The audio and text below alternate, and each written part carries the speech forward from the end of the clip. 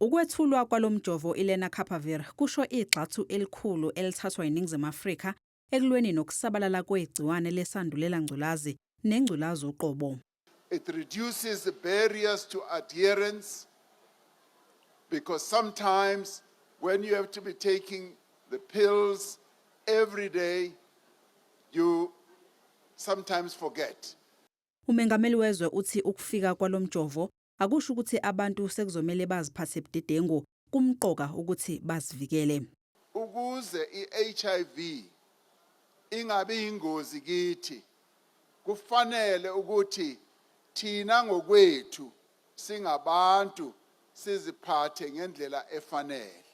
Sihlale sazi ukuthi ingculazi ikhona and fanele ukuthi siziphathe kakuhle sonke.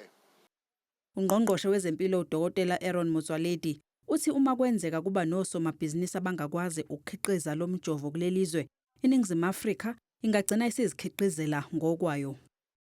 Ingu-900,000 imjovo etholwe yiNingizimu Afrika okwamanje. They've given us 900,000 doses. And because you need 2 doses per annum, it means it's only 400,000 people. Ngokwezibalo zocwaningo lwezifo iNational Epidemiological Data, bangu-8.15 million abantu abaphila negciwane le-HIV kuleli, kanti bangu-170,000 abasha abathelelekayo unyaka nonyaka.